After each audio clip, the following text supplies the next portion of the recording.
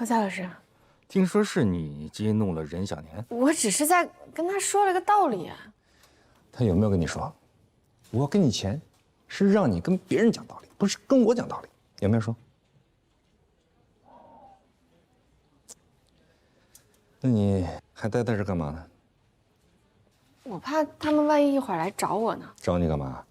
让你去陈述一下事情的原委啊？那您觉得会怎么样？走人。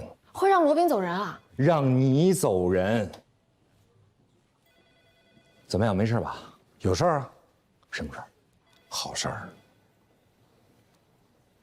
你跟我来。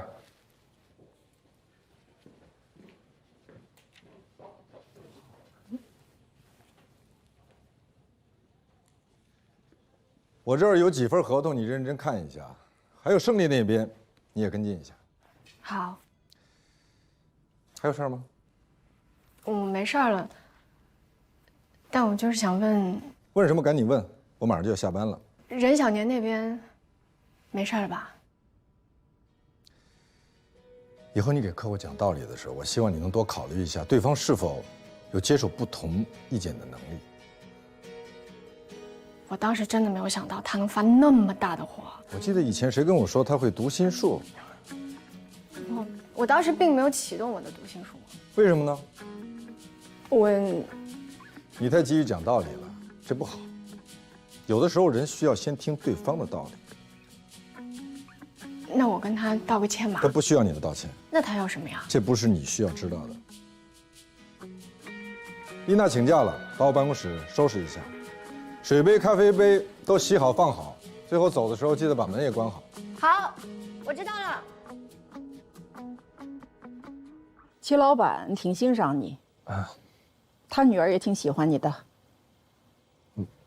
我没见过他女儿啊。怎么没见过？你送合同去的时候，谁接待的你？齐老板秘书啊？那就是他女儿。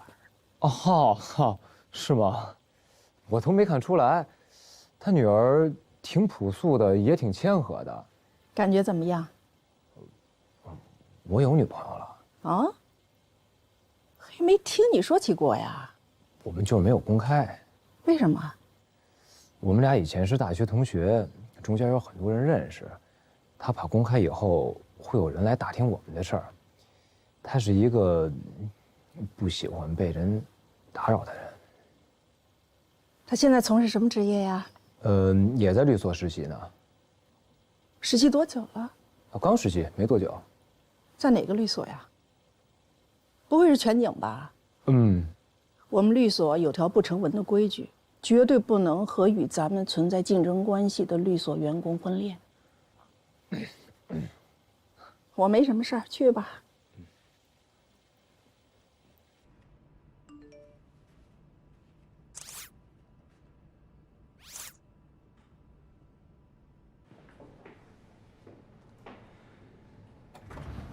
哎，等一下！哎，等一下！主任。笔。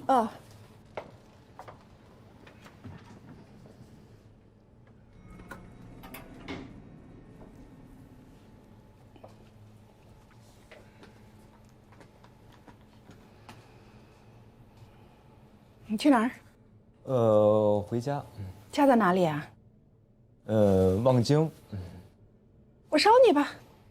不了，主任，我肚子有点饿了，我准备去吃口东西。哎，刚好我也肚子饿了，你叫上你女朋友，我请。别了，主任，我跟我女朋友，我们俩最近闹分手呢，准备今晚上吃散伙饭了。你刚才没说呀？我没好意思跟您说。要真像我的话，你可以考虑一下人家齐老板的前妻，也是刚和男朋友分手。嘿。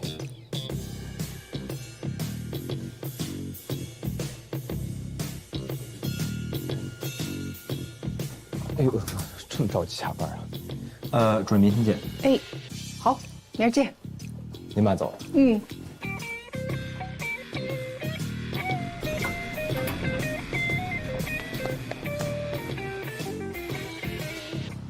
听我跟你解释，我是以前不知道，我是现在才知道的。我们所老大跟你所老大有仇。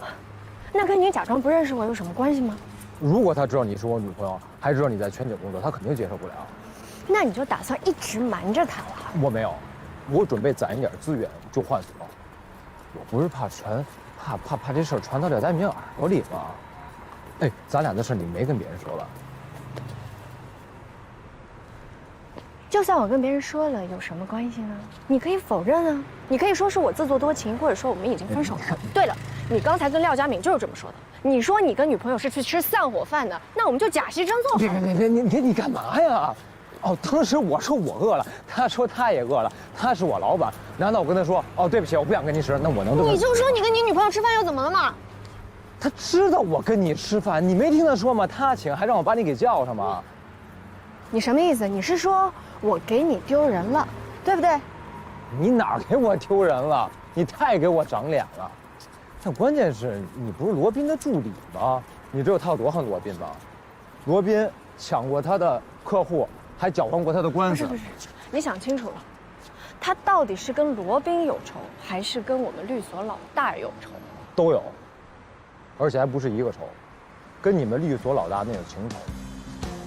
情仇？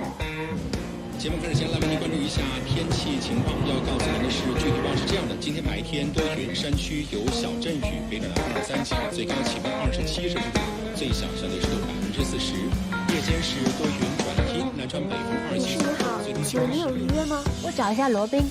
哦，他还没来。我是他姐，青姐。哎，黛西，哎，过来一下。你先走。这位是黛西，罗宾律师的助理。你好，你好。我是罗宾的姐姐，我找他有急事儿，我给他打电话发微信他都不回。哦，罗律师呢？他今天开庭，所以说可能没有办法接电话。那就找不到他了是吗？如果您有什么事儿的话，您可以跟我说。好啊。那我们这边请。好。谢谢啊，谢谢。昨天晚上回家，我们头让我们在群里面马上发当月的营业额。我在带孩子没听见呢，所以我就没发。今天早上一大早，我们单位的人事部就让我办辞退手续。辞退啊？对呀，而且不给任何赔偿。我陪你去找他们。你陪我去？我去给你们领导普及一下什么叫做劳动法，他这叫违法解除合同。如果我们告到劳动局，不仅要罚他，而且还要给你赔偿。真的吗？真的。那我们走吧。根据劳动法第3条，劳动者享有休息休假的权利。下班期间，职工理应得到充分的休息。用人单位应该尊重职工的休息权，不得随意侵占职工的休息时间。背得可真流利，一字不差。所以理论上，职工是有权拒绝用人单位在下班时间发布的工作指令的。那要不这样吧，你们去告吧，我是不会因为你能背2句法律条文就认怂的。行，那我们走吧。慢走不送。我给您提示一下风险啊，这个事儿我们可是会去劳动仲裁的。赶紧去，快去！去了你就知道什么叫法律是死的，人是活的。中华人民共和国劳动法的解释权听说过吗？知道什么叫解释权吗？顾名思义，就是谁有权谁解释。你小破丫头无权无势，还跟我这普及劳动法？我还告诉你了，我们跟劳动仲裁很熟的，要不要我打个电话帮你们约一下呀？还休息权？您要不要打算再多说2句啊？我打算给您发到网上去，您肯定会红的。你这叫非法录音！我录音一点都不非法，但是您非法开除员工，这的确是违反了劳动法。你要是敢把我的录音发到网上，我就去告你。你没有经过我的允许，你就擅自录音。您当然有这个权利了，但是我还是要温馨提示一下，你们老板好像是一个特别注重声誉的人吧？如果我把这个录音发到极客的职场那些事上，会对你们的公司、对你个人造成什么样的影响呢？你的老板会不会觉得有你这样一个人事经理特别的丢人现眼呢？保安，你看啊，我这手指稍微一动，我可就发上去了。经理，您需要我做什么？经理，我这手机录音还开着呢，您要不要再多说2句啊？没什么，你送他们出去吧。不用了，不用了，谢谢，我们自己走就行。谢谢你，经理啊。谢谢啊。那我们现在怎么办呢？我们给他点时间。哦，实在不行，我们还有仲裁呢，对不对？哎呦，哎，他来电话了。哎，待会儿，开免提。好。喂，罗琦，其实咱们不至于。你的辞职报告不是也没交吗？咱们就接着上班吧，啊？你也别太计较了，你进来咱们再谈谈，这点事儿不至于。我在办公室等你啊。好的，哎。罗琦姐，你可想好了，到底要不要在这儿上班？如果你决定不在这儿上班，待会儿咱们就上去问他要一大笔赔偿。如果你决定要留下来的话，他们可有的是招去恶心你，让你不舒服，你自己做决定哦。我听你的。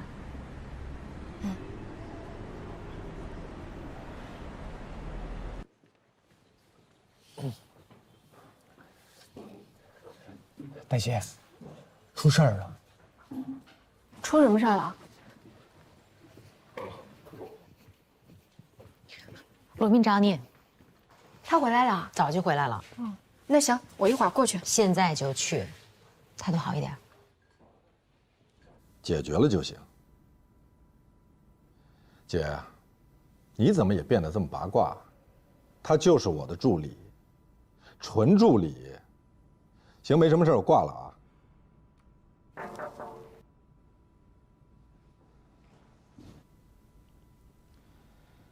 今天让你去被执行人的住所排查线索，排查的怎么样了？我还没去。为什么没去？今天你姐姐来律所找你，她遇到了一件很……我姐姐是你的客户还是我的客户？她是你姐姐，她今天差点就被辞退。我问的是，她是你的客户还是我的客户，还是律所的客户？你为什么就没有耐心听一听她发生了什么？这个世界上，每天都有人在遇到各种各样的问题。有的问题和你有关系，有的问题和你没有关系。难道说你都能管得过来吗？你以为你是千手观音啊？可她是你姐姐，那又怎么样呢？我们的客户需要我们帮忙执行欠款，再拖下去，他们的项目就会流产，公司就会倒闭，生活就会天翻地覆。而你在做什么呢？你在管闲事儿。你为什么就……我不问，我只问你的工作。你应该去被执行人的住所排查线索，应该去他的公司补充线索，确定了线索之后，再去法院提交证据，申请执行，还要申请限制被执行人的高消费，申请将被执行人列入失信名单，这是你应该做的事儿，而不是去跟一个什么破人事经理斗智斗勇，浪费时间普及劳动法。你还站在这儿干什么？你还站这儿干什么？去啊！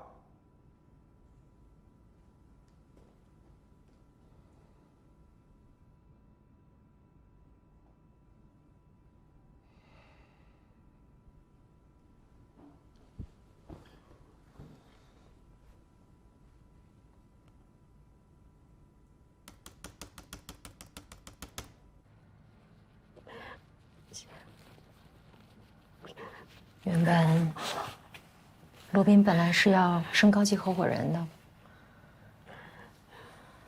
但是因为任小年的事儿，吹了。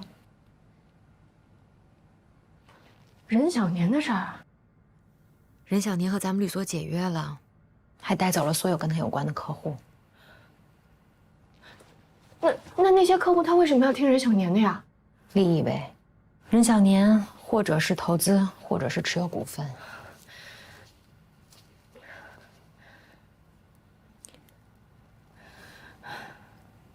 那我走好了。哎，你别傻了。再说你现在走也来不及了。任小年已经签约新的律所了。是龙科吗？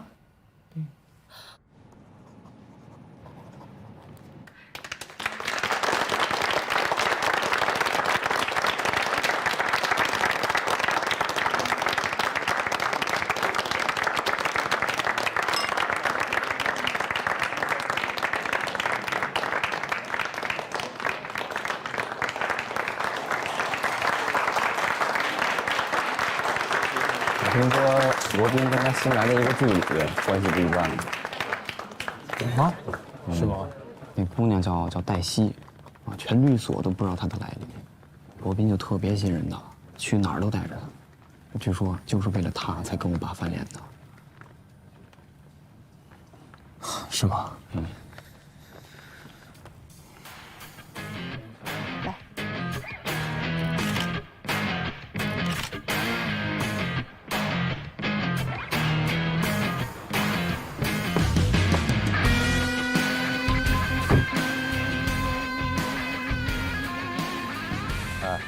大家可都在传你冲冠一怒为红颜啊！你不用每件事都向我汇报，我不是在向你汇报，那我理解错了，你在传八卦。我是提醒你要注意影响。什么影响？你看啊，你罗宾向来是以冷静理智著称的，怎么会为了一个没来几天的女助理就跟客户翻脸呢？你是说这件事情超越了你的理解范畴、认知能力？我能理解，那你还有什么问题呢？但是我不赞同。我赞同。你赞同什么？我赞同，你不赞同啊？那你这话什么意思啊？你到底是赞同我的意思，还是不赞同我的意思啊？这都理解不了。哎，我跟你说，我最讨厌你这种笑了。是吗？那你喜欢哪种笑？你给我示范一下。示范一下，我一定见贤思齐，从善如流。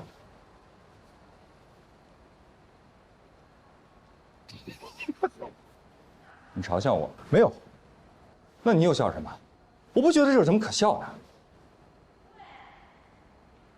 何塞，可能这跟我从小的教育……什么教育？我这么认真的跟你谈话，你就跟我嬉皮笑脸的？不，我是说咱俩接受的教育可能不太一样。你接受的什么教育？友善待人，时常微笑。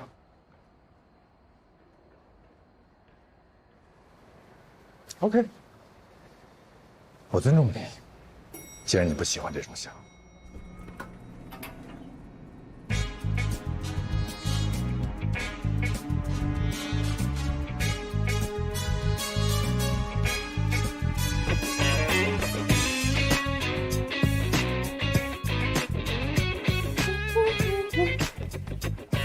那个，走这边，这边去资料室借。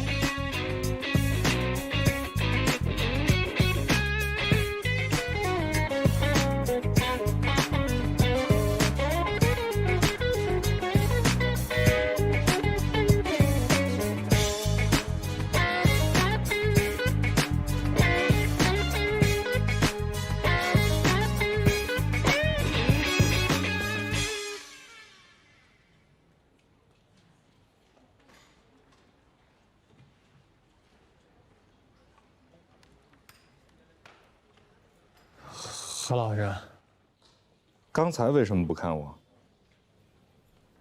何老师，您昨天问他的好像是，为什么看着您？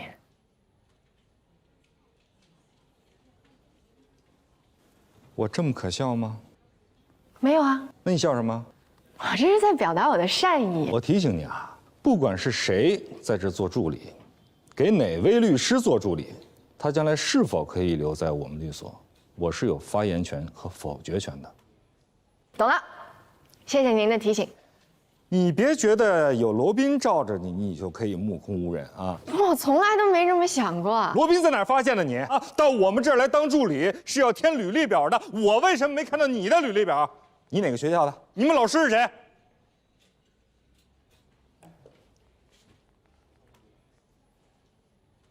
何塞老师，干嘛？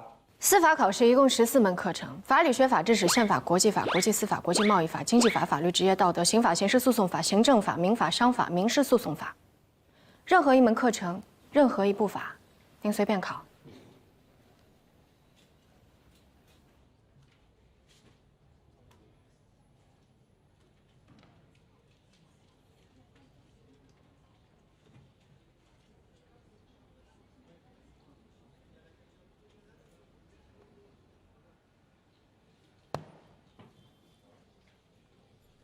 中华人民共和国行政诉讼法全文。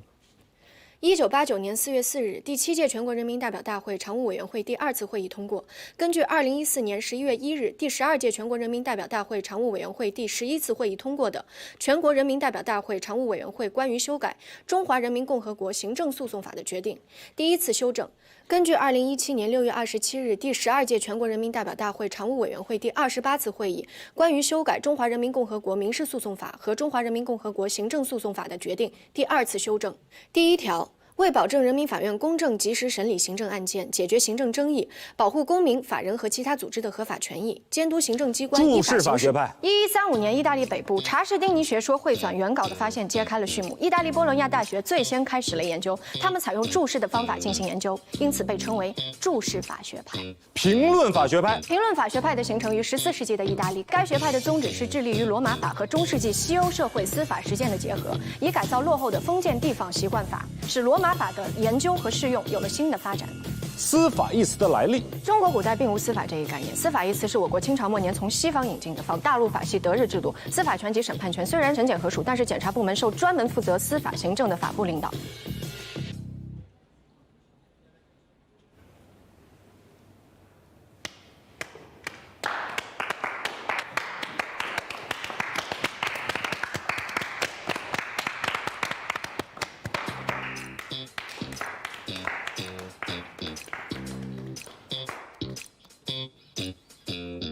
你行啊？你能像黛西这样吗？找差距。还有你，我上大学的时候可以，现在复习也行。何塞老师，前台有您的快递。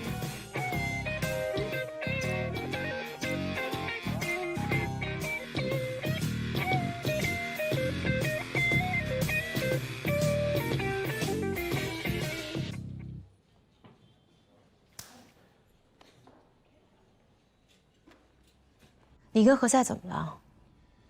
他不喜欢我的笑容，而我又实在没有办法让他笑得满意。他到行政那边投诉，说以后要由他管理所有的助理律师和实习律师，谁都不能例外。黛西除外，我跟封印说好的。这个黛西到底是什么来路啊？你怎么老问这个问题？因为你为了他得罪了任小年啊。是任小年得罪我。他自以为自己很有钱，可以不把任何人放在眼里。我不需要服务这种客户，我有这个权利。这个黛西真的没有任何背景？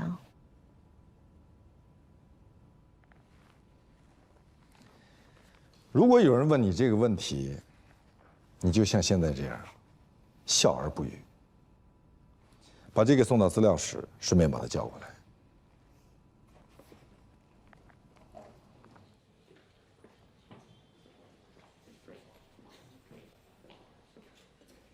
什么呀？游戏设备，这么多？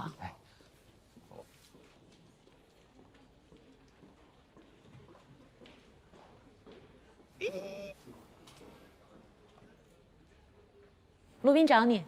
啊，好，我先走了啊。别惦记了，人家不归你惦记，知道不？为什么呀？他是有男朋友，还是你喜欢他呀？你是怎么通过司法考试的？我是高考状元，我每年都拿1等奖学金呢。那你说说看，如果有人为了他跟律所最大最慷慨的客户翻脸，我也会翻脸。任小年他就一混蛋。你果然脑入清奇啊！他之前是何塞的客户，你知道吗？他每次来到何塞办公室，到底是你好，求你了，我错了。咱俩换个话题行吗？为什么要换啊？因为只要你骂起任小年来，你肯定没完没了的控制不住你自己，一直骂。行，那换什么？我先想想啊。何塞找你啊！快来！别摔了啊！摔了我今天我就练不上。慢点。装上。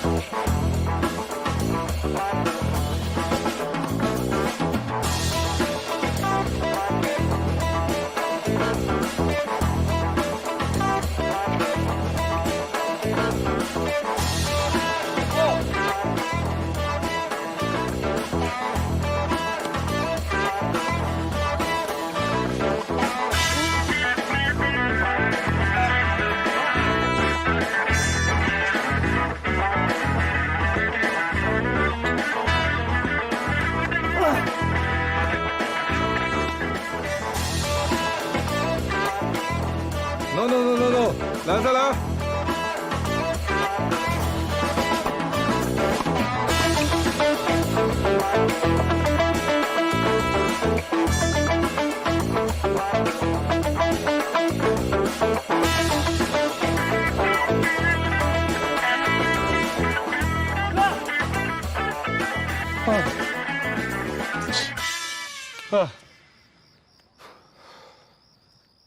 总打削球欺负我啊，全是在旋转的。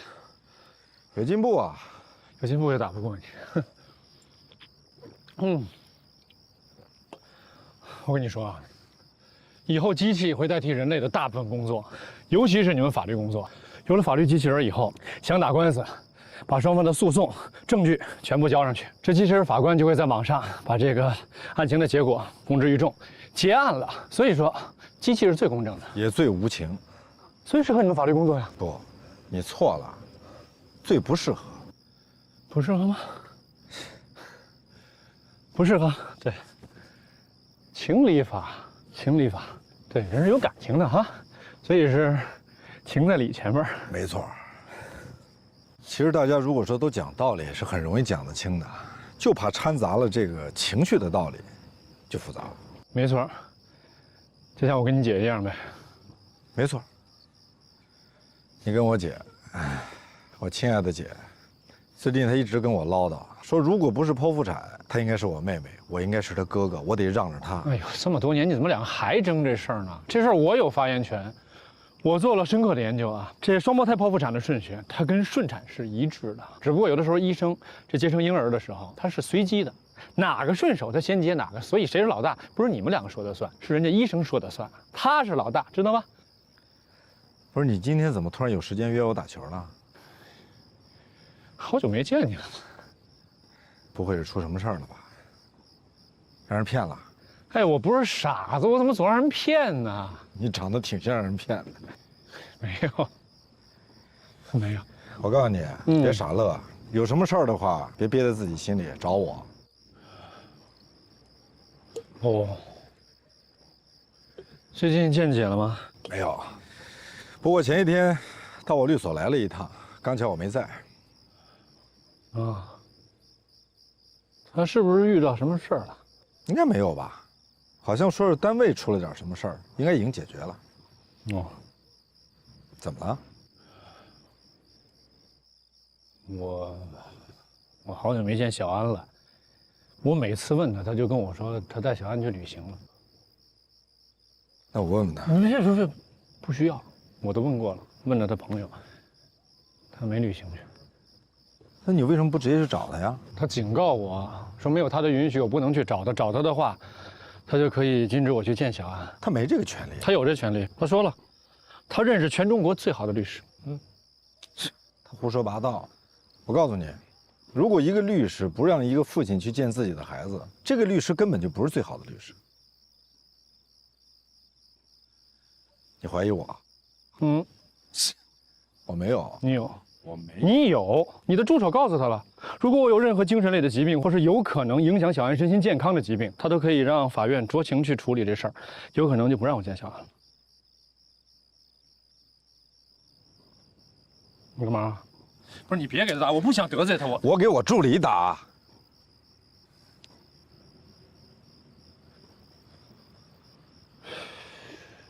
电话。你看。喂。是你给我姐出的主意啊？您说哪一个呀？我给您姐出了好多主意呢。就是你最得意的那个。啊，你是说那个阻止渣男前夫见孩子那主意是吧？不用谢，客气，应该的。你为什么要这么做？谁让你这么做？你姐让我这么做的呀。她说她不想见渣男前夫啊。你听好啊，你是我的助理，以后没有我的允许，没有我的同意，不准你以我助理的身份给任何人出任何主意，听清楚了吗？哎，小心点儿。喂，喂，看一下。喂。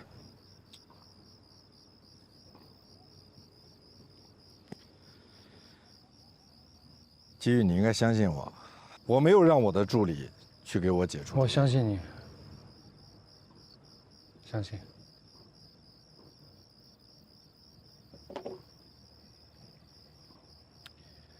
对不起啊，什么对不起啊？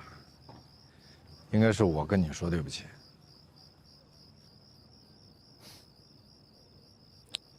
其实想想这事儿吧，我也能理解你姐，能理解，能理解。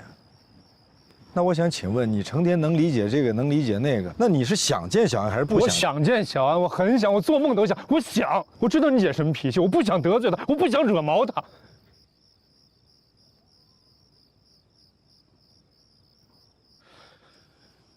其实我就想了解这事儿啊，抑郁症这病能不能影响孩子？会不会影响他的身心健康？如果真的影响他，我可以考虑我不见小安，我能做到。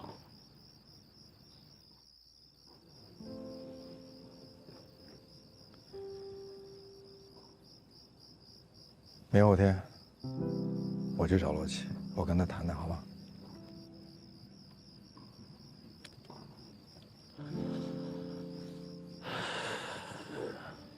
别想那么多了，以后有时间给我打电话，我陪你来多打打球，没事的。你不说了吗？我被人骗的时候才能找你。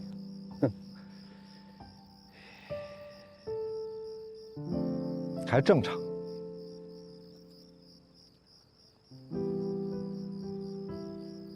罗宾他绝对不可能是这种人。虽然我认识他的时间没你长，可是我对人基本的判断还是有的。你以为他是一个视金钱如粪土的人吗？我跟你说，他所有的客户都特别有钱，而且是特别的有钱。那也不能说明他唯利是图吧？不，你今儿怎么了？你干嘛老替他说话呀？你以前不是特恨这种人吗？我现在也特别恨这种人，但是罗宾他真的不是这种人。如果他是这种人的话，他为什么要跟任小年翻脸呢？我也不知道为什么，我也想知道，这不符合他的逻辑。因为任小年他缺乏对法律、对规则最起码的敬畏。我先跟你说清楚了啊，任小年现在可是我们的客户。那又怎么样呢？那至少我们现在合作的很愉快啊。我倒是要看看你们能愉快多久。能不能不一言不合扭头就走啊？不是，我要赶紧去找罗琦了。那我跟你一块儿去呗。我不能背黑锅，你走吧，你走吧，你赶紧的。哎，来了啊！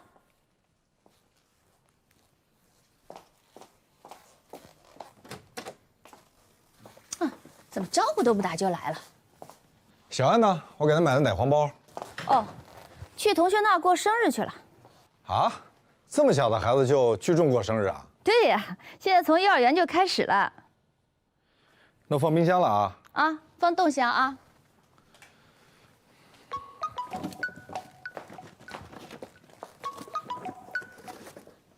喂。啊，对，我是罗小安的妈妈。你们快结束了是吧？那我马上过来接她。谢谢您啊，一会儿见。哎，再见。你刚才说什么？什么小安？他那个马上要结束了，我们去接他。你跟我问你刚才说什么小安？罗小安啊。罗小安，你把姓改了？对啊。那你改姓这事儿，季玉知道吗？他不需要知道。他怎么不需要知道啊？他是小安的父亲。季玉跟我说，你不让他见孩子是吗？对啊。为什么？因为现在季小安已经不见了，现在只剩下罗小安了。姐，你不能这么做，你不能这么做，你知道吗？我知道你们是兄弟，所以这件事情我也不准备告诉你。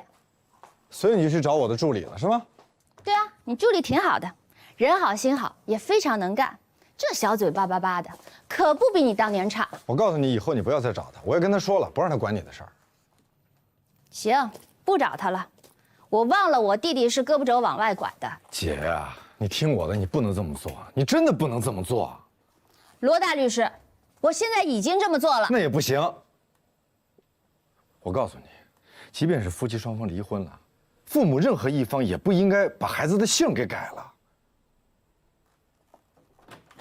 那就去告吧，把灯关了。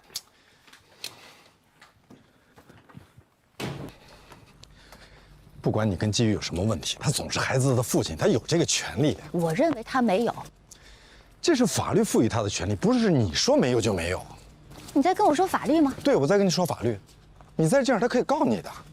那为什么不告我呀？那是因为他不愿意伤害你。那就让他伤害自己吧。你真的不能这样，你不能再刺激他了。他刚好一点点。所以不能见孩子，这个病得慢慢养。这，哎，你去哪儿？你告诉我，我去送你。咱们路上说好吗？不要，我不想听你唠叨一路。罗琦，我告诉你，我之所以这么跟你说，就是不希望你后悔，你知不知道？我后悔的事情已经做得很多了，不差这一件。你怎么？你让开点啊，小心我压到你的脚。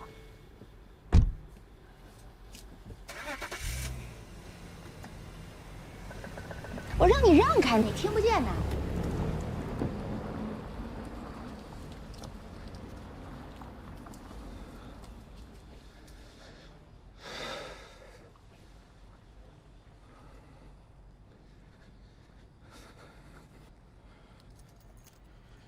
啊，师傅，就这儿，停。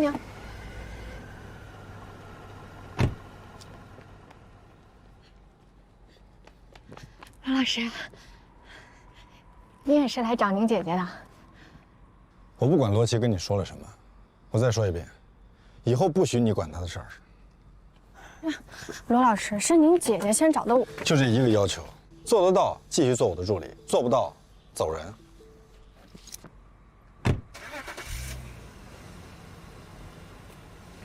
如果决定了继续做我的助理，马上去了解一下夫妻离婚之后孩子改姓的法律知识，明天一早给我。靠边点，别压你脚。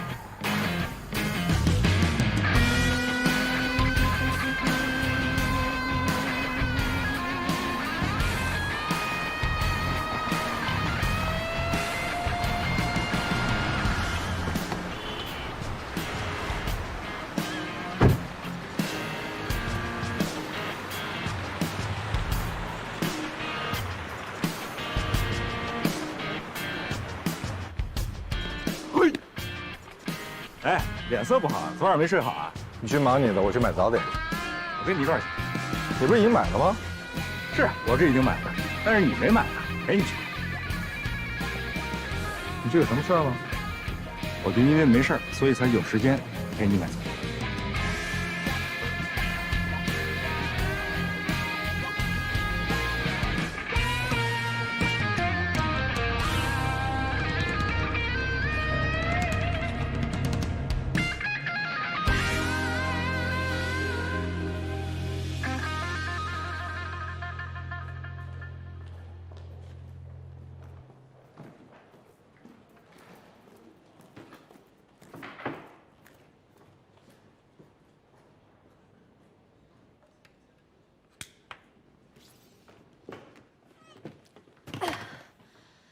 这些都是我已经做好的，一会儿他来了，麻烦你给他。你这是要离开？